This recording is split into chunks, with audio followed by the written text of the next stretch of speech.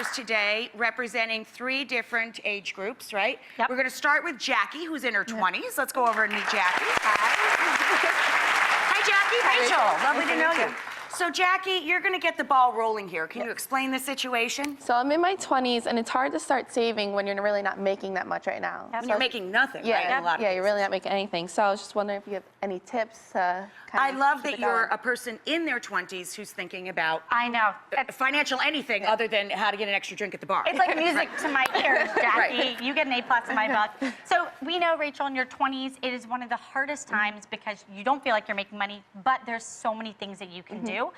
So first, I want you to take out your wallet. I want to walk you through 3 tips that could completely transform your financial life, and they're really simple, and everybody could do them, which is my favorite thing. So I'm Look, she's just taking all of her cash out. Thank you. Here, Alexa, take all my money. All your money. Can you grow my money into more money? So this is a simple tip. Yes, thank you. Thank you. Rachel and I are going to the bar.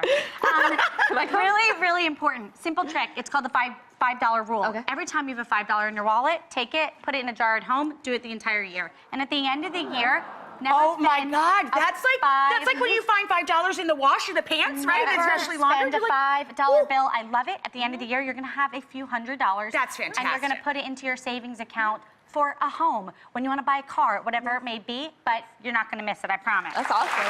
Never spend a $5 bill. Right? We can all do I that. love that. Never spend a $5 bill. The next thing is, because we got to go beyond budgeting, that's going to make some magic happen, but it's this thing I love called the 1 number budget strategy, and any household can do it. So I'm just going to take the average person in their 20s, and let's just say your salary is $40,000, which is actually what the average is, which means your take-home pay after taxes. And Rachel, here's the thing. No one ever thinks about their take-home pay after taxes. It's really $2,500. Oh, you do once you get into your 30s and 40s. Just not so much when you're in your 20s. Exactly. Right. So your take-home pay after taxes is going to be $2,500 per month. Okay. So then, this is where we get into the fun part. So first, we think, what are your fixed expenses? That's the stuff you have to pay. That's your rent, your utility bill, groceries, the things that you have to pay. And let's just say that it's $1,300. Then we take into account your goals.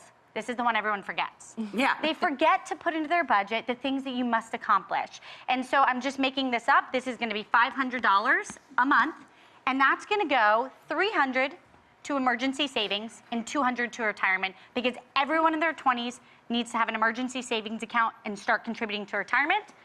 So what is left is about $800. This is the extra money. You divide it by 4, which is how many weeks are in a month, and that will equal $200, and that becomes your cash allowance per week. It's an allowance. You can spend on anything you want. And what we know, Rachel, from behavioral psychology, this is how we get people to actually stick to budget. That's right.